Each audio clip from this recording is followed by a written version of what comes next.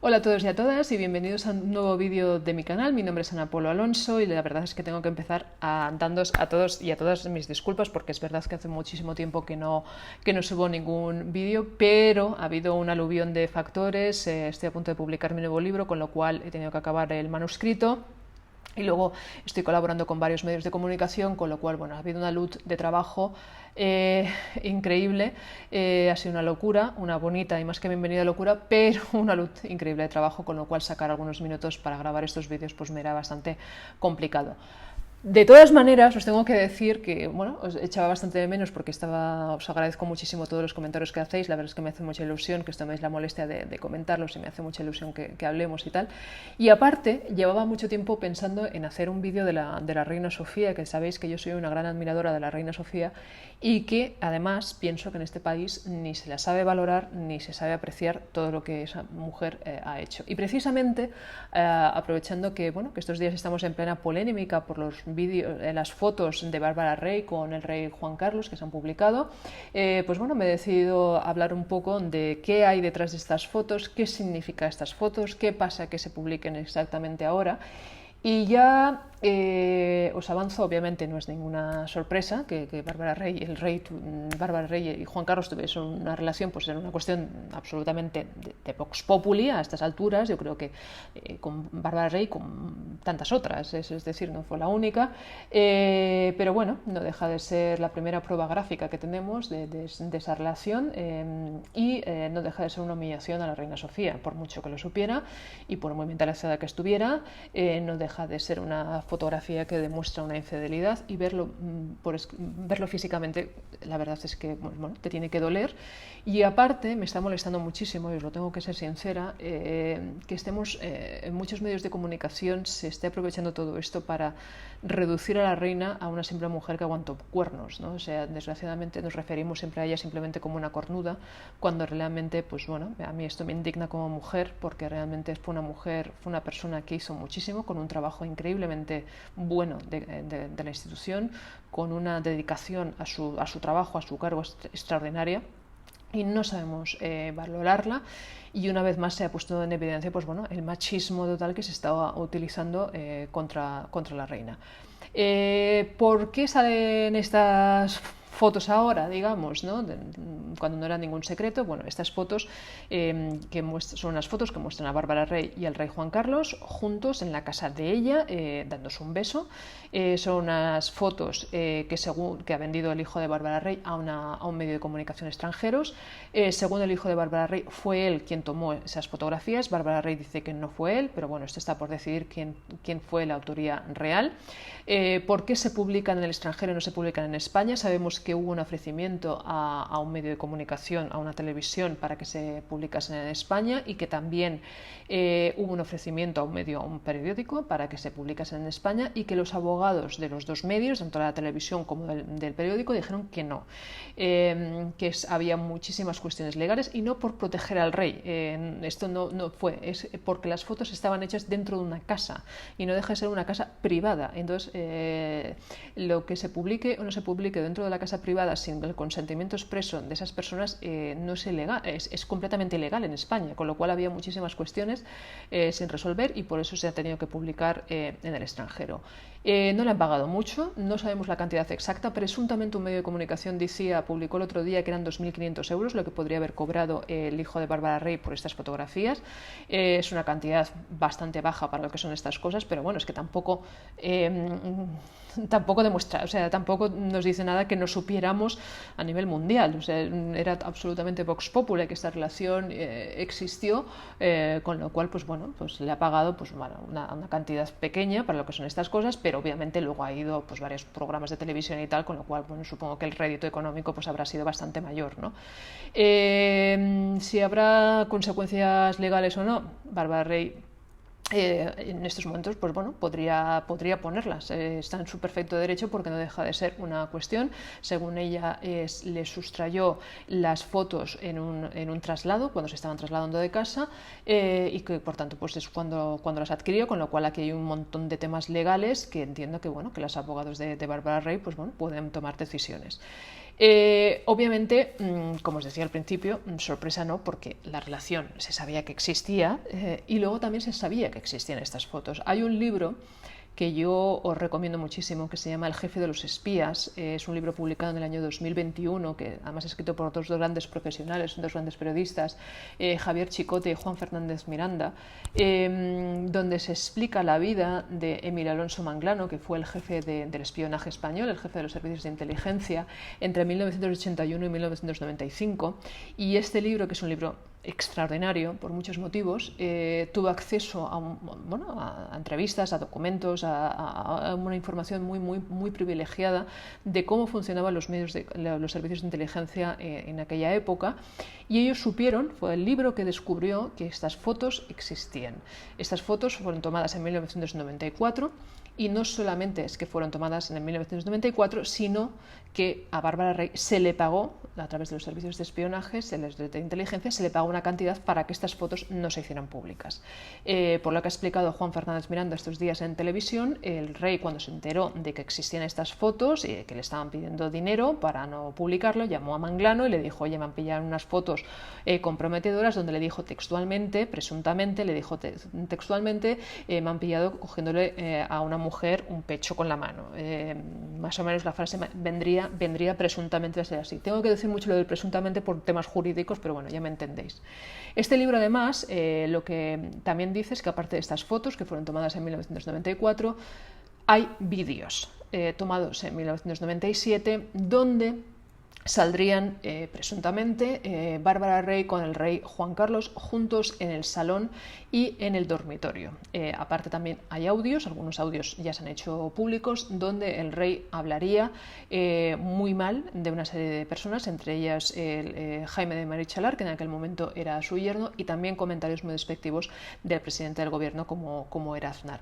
Pero lo importante es que había fotos de ellos dos, hay vídeos, perdón, de ellos dos juntos en el dormitorio. Presuntamente estos vídeos existieron, y por estos vídeos que se tomaron en 1997, Bárbara Rey recibió de los servicios de inteligencia 600 millones de pesetas de la época.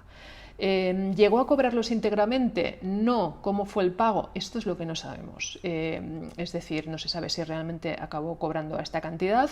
Se supone que no se le hizo de un solo pago, se le fue fraccionando los pagos. Aparte de estos pagos, hubo como facilidad para que ella trabajase en televisión y tal, pero hubo este dinero. ¿Cuánto de este dinero salió de dinero público? Que para mí es el gran tema. Es decir, cuánto dinero público, que en teoría tendría que ir dedicado a hospitales y a escuelas, fue dedicado a todo esto.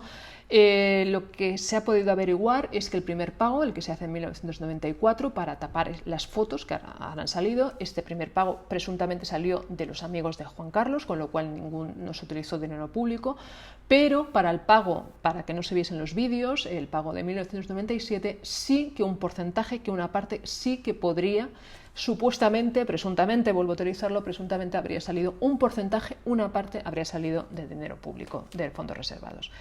Y para mí esto es lo escandaloso, que realmente, pues bueno, todo el tinglado que se montó alrededor de Juan Carlos para tapar un comportamiento que no era el adecuado, y todo el dinero que se tuvo que utilizar de dinero público de los servicios de inteligencia para tapar todo esto, cuando es un dinero, primero, que los servicios de inteligencia están para otras cosas, y dos, que el dinero público también está para otras cosas, como hospitales y escuelas.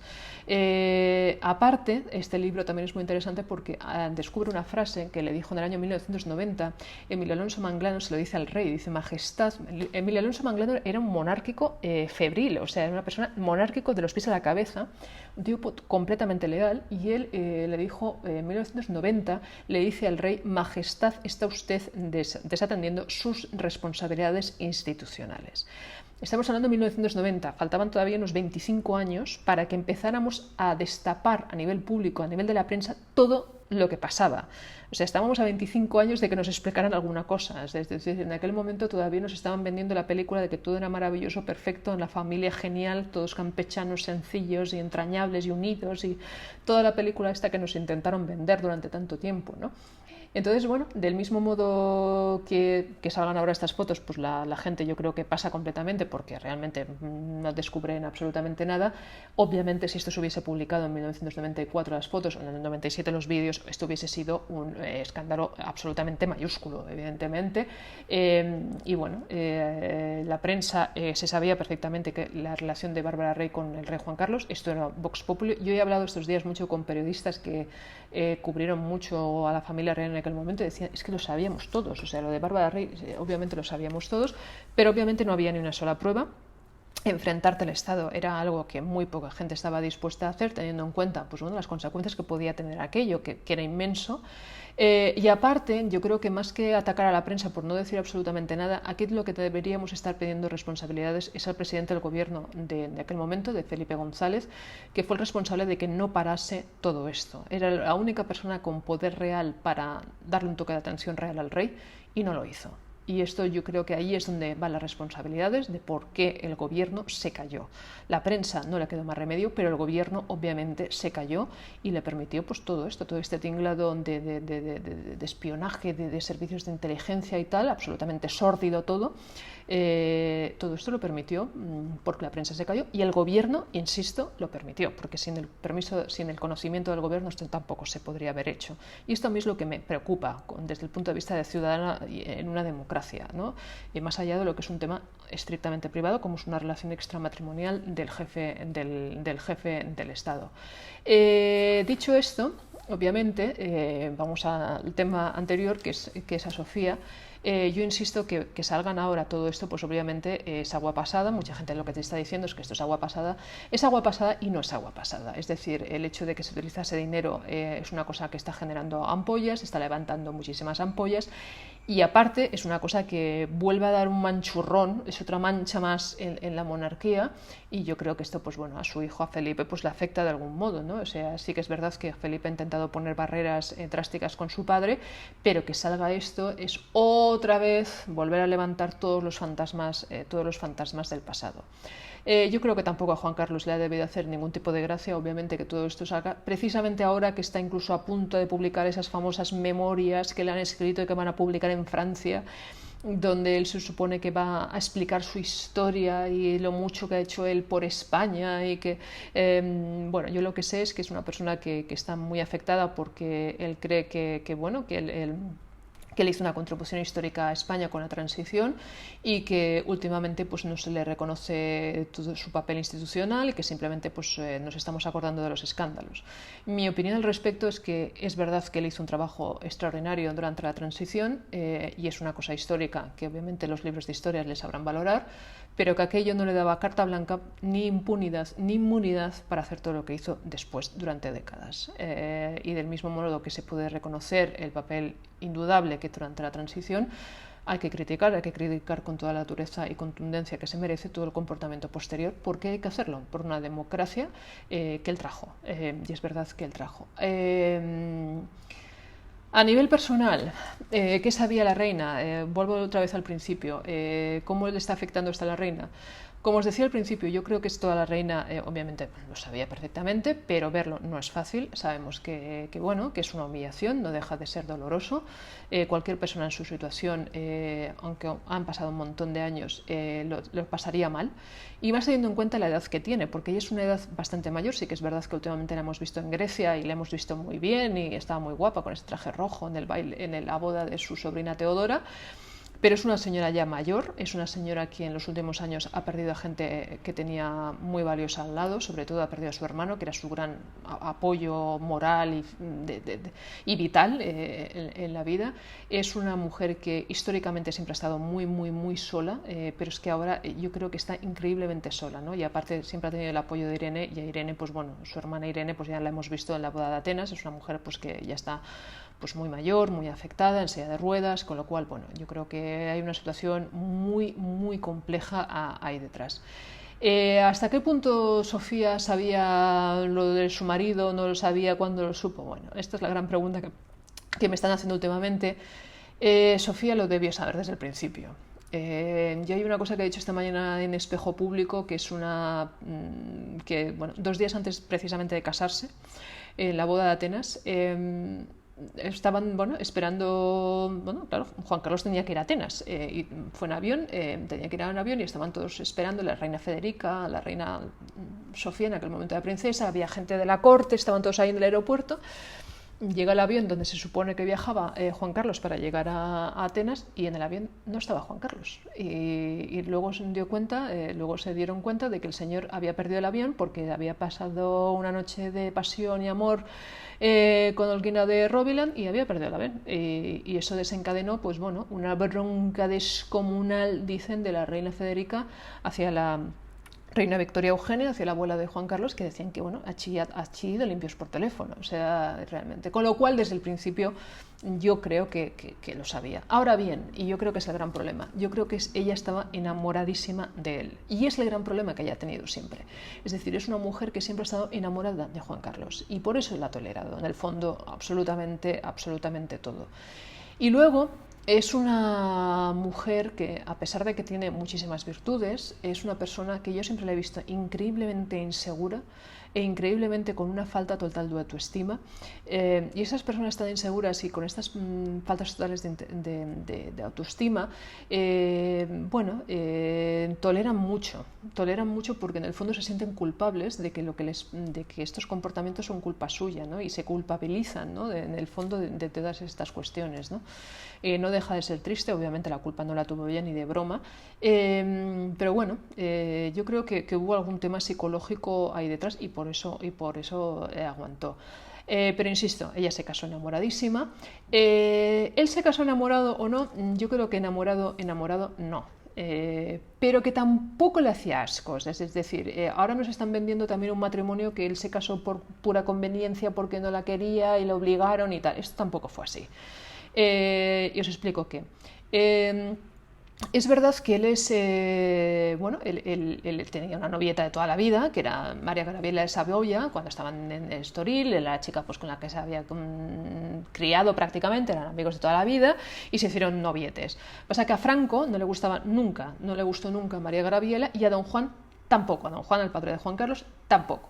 A don Juan no le gustaba porque siempre la vio una chica excesivamente moderna y con ideas muy liberales y muy transgresoras y tal, y sobre todo porque odiaba a la madre, a la reina María José de Italia, porque era una señora de ideas muy izquierdistas que había intentado derrocar a Mussolini y todo, entonces aquello le pareció a Franco absolutamente horroroso. Y luego a don Juan, al padre de Juan Carlos, lo de María Gabriela de Saboya no le gustaba porque era una familia real que vivían en el exilio, vivían cerca de ellos en Estoril, y aquello de una familia no reinante y tal y cual, pues aquello no le acabó de gustar. Entonces, bueno, aparte de María Gabriela, que sí que era la novia como más estable de juventud y tal, Juan Carlos tuvo otras novias, o sea, le gustaban todas. No quiero justificarlo porque no quiero, pero es verdad que Juan Carlos es la típica persona que arrastra bastantes cosas de su infancia. Tuvo una infancia, la verdad es que bastante triste, muy solitaria.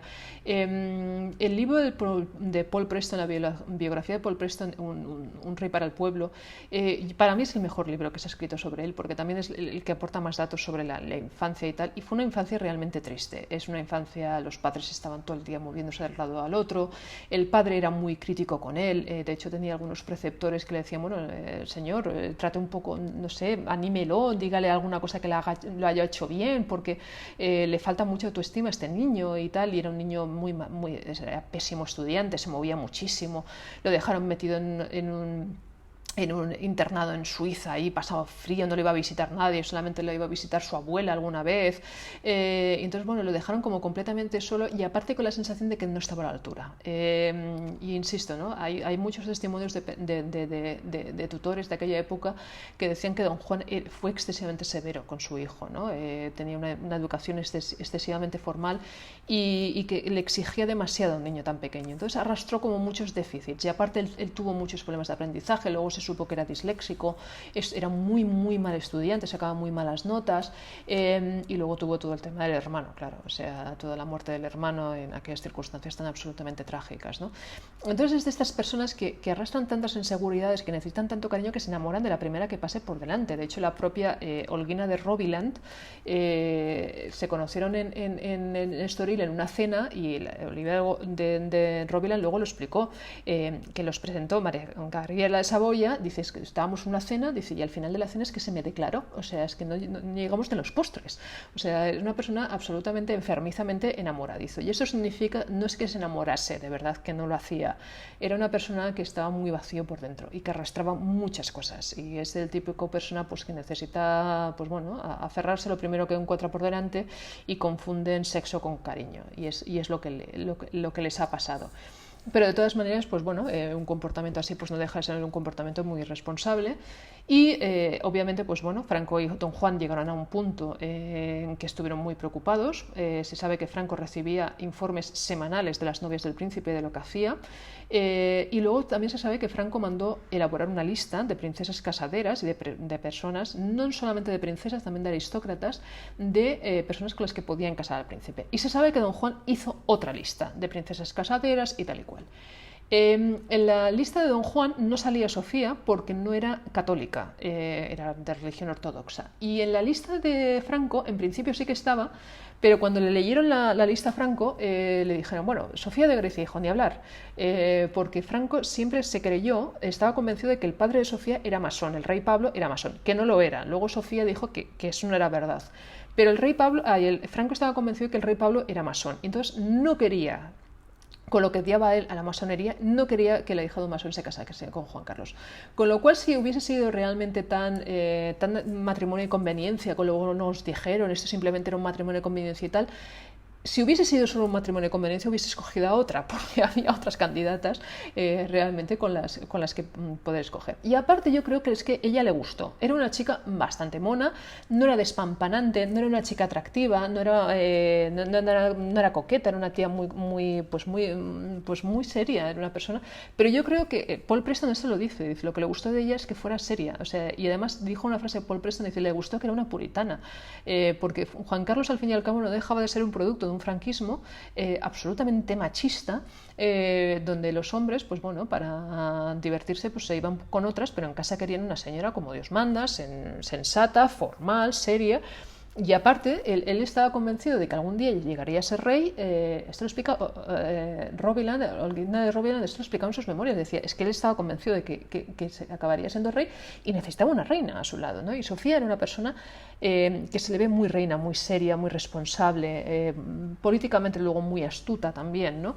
Y era la compañera ideal para él, ¿no? Y luego era una persona que yo creo que es una persona que sabe leer, como todos los buenos tímidos, es una persona que sabe leer muy bien los sentimientos de la gente que tiene delante. Y yo creo que a él le supo radiografiar en cuanto lo vio, ¿no? Es una persona, aparte de esto lo explicó ella muy bien cuando le hizo la entrevista, Pilar Urbano le hizo la biografía de la reina.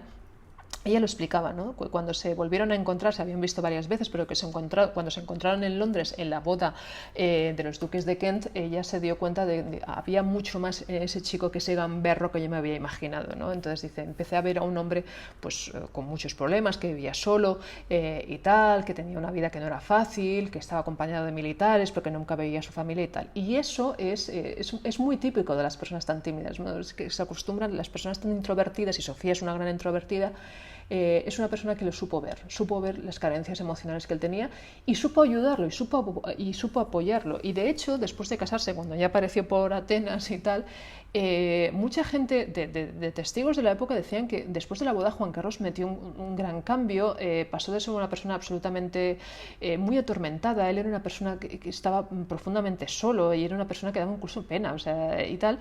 Después de la boda se le veía más alegre, más contento, más seguro de sí mismo. O sea, que la boda le fue bien con Sofía y realmente ese matrimonio podría haber funcionado. Y de hecho funcionó, mientras estuvo Franco de por medio, casualmente, pues bueno, la única persona que consiguió que ese matrimonio fuese bien. Cuando los príncipes se instalan en la zarzuela, Juan Carlos era perfectamente consciente de que los tenían completamente vigilados. Se sabía que el patrimonio nacional que les había puesto los sirvientes, pues bueno, que algunos sirvientes pues se iban al Pardo a explicar todo lo que hacían ahí dentro. O sea, Franco tuvo informes incluso de las Coca-Colas que tomaba Sofía al día. O sea, tenían informes de todo. Incluso nos pensamos que llegó a tener micrófonos puestos en el somier, debajo del colchón de la casa matrimonial, porque se quería saber si había relaciones maritales entre ellos, si había relaciones sexuales entre ellos, ellos y si realmente ese matrimonio funcionaba, con lo cual, bueno, Franco los tenía absolutamente, pues bueno, castrados, o sea, realmente estudiadísimos, ¿no? Espiadísimos, ¿no? Y entonces, bueno, mientras duró Franco, pues Juan Carlos no se atrevió a hacer nada, pero en el momento en que Franco muere, él se despendola. De hecho, ahora todas las televisiones están hablando de ese famoso momento en la montería aquella de la encomienda de Mudelas en Ciudad Real, que el rey se va un fin de semana a hacer una montería, a cazar, y la reina decide pues, darle una sorpresa y presentarse con los niños por sorpresa, y la sorpresa se la llevó ella cuando abrió la puerta del dormitorio y se encontró a Juan Carlos con otra mujer en la cama. Y entonces todo el mundo está hablando de ese punto, pero es que esa montería se produce en 1975, es que Juan Carlos acaba de ser rey, o sea, es que no duró nada, aprovechó en que cuando murió Franco para despendolarse inmediatamente. Ella, el shock es tan grande en aquel momento en que ella, los asesores de Zarzuela le piden que por favor se quede porque tenían un montón de eventos, aquello hubiese sido un escándalo y tal. Ella dice que ni habla, que se larga. Cogió a los niños, se metió en un avión y se fue a ver a su madre a la India. Y recordemos una cosa, que esto no lo está diciendo la gente.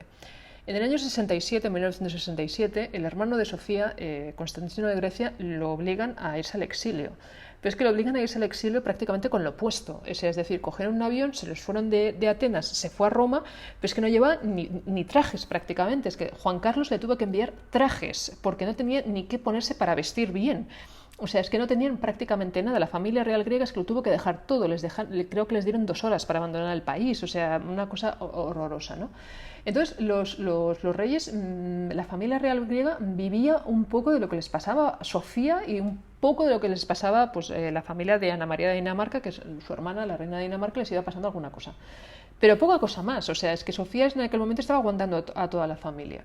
Y entonces cuando se va a la India, o sea, la hermana de Sofía, la princesa Irene, que siempre ha sido muy bohemia y muy alternativa y tal, pues ella se fue a la India y Federica la acompañaba unas temporadas muy largas.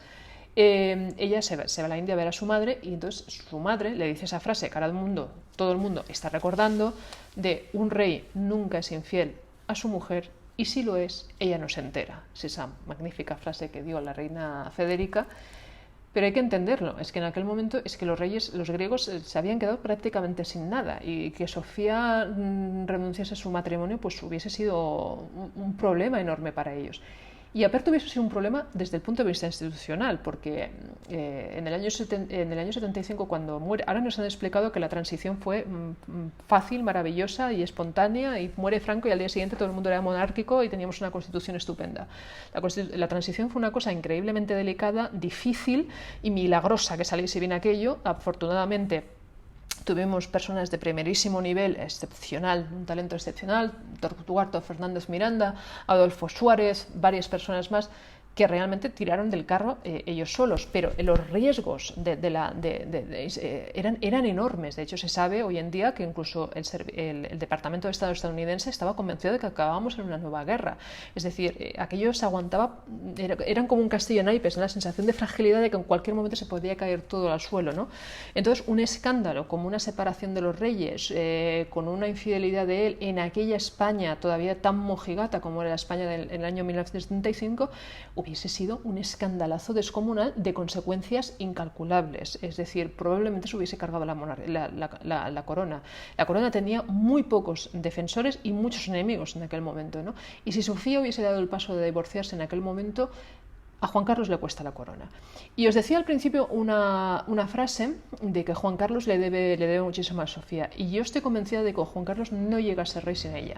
Y lo digo sinceramente. Para mi último libro, que ya os explicaré cuál es, he tenido que estudiar muchísimo los años 70 y he tenido que estudiar muchísimo todo cómo se hizo la proclamación de Juan Carlos, cómo consiguen convencer a Franco y tal. Y la verdad es que la pieza de Sofía fue absolutamente fundamental, porque la que se gana realmente a Franco y se gana la confianza del régimen fue ella. La que le ayuda a él a librarse, don Juan era un hombre muy bueno, era una buena persona, pero estaba muy mal asesorado y había vivido muchos años en el exilio y no entendía cómo funcionaba ya el país. y entonces daba palos de ciego y daba tumbos y no siempre estaban bien calibrados esas maniobras, ¿no? Y bueno, Franco y don Juan tuvieron una relación muy mala, con lo cual Juan Carlos pues bueno, sufría como consecuencia, ¿no? Y la que aguanta emocionalmente a Juan Carlos, la que le apoya, la que le dice cómo ir, la que le da ideas de estrategia, todo fue ella. O sea, Juan Carlos le debe, no le debe el 100% de la corona, pero le debe el 75% de la corona gracias a ella. O sea, lo que le apoya, lo que todo hace, todo lo que tuvo que aguantar esa mujer fue increíble. Aparte, Franco estaba obsesionado que no saliesen de palacio, que se quedasen dentro, no quería que se juntasen con la aristocracia. Aguantó estoicamente allí, o sea, no salieron ni a una discoteca, ni a un cine, es que no hacían nada, estaban todo el día metidos ahí aguantando y la señora aguantó.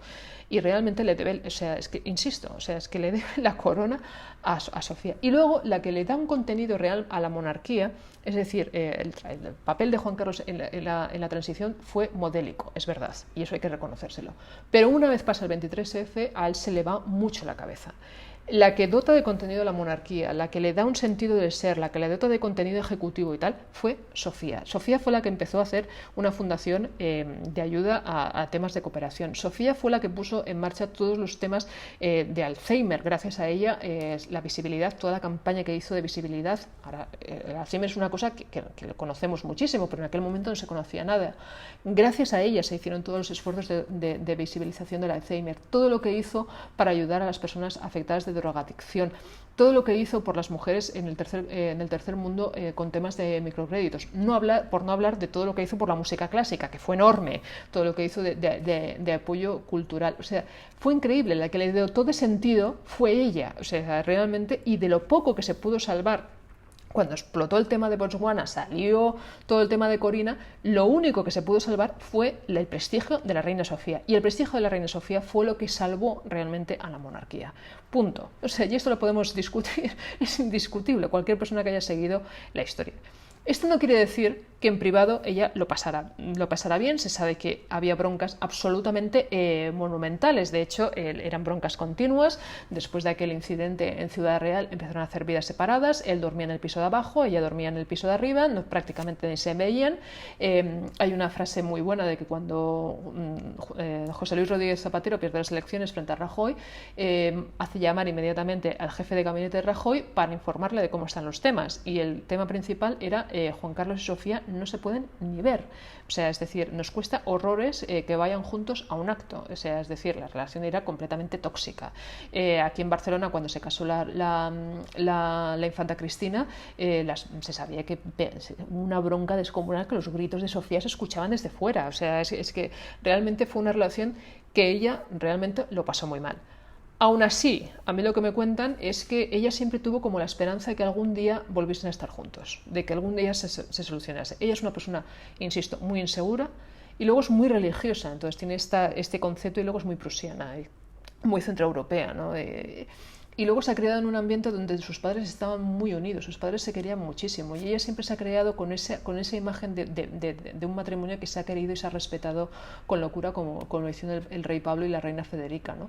Y ella, yo creo que en el fondo siempre le hubiese gustado que se hubiesen solucionado las cosas entre ellos dos y siempre le quedaba como la esperanza de que en el fondo acabarían juntos, ¿no? Que ella acabaría cuidándolo, ¿no? Es de nuevo esa idea de quiero trabajar, quiero ser útil, ¿no? Esa idea que no deja de ser triste en el fondo, ¿no? O sea, no es tiene un punto entrañable, pero no deja de ser tristísimo, ¿no?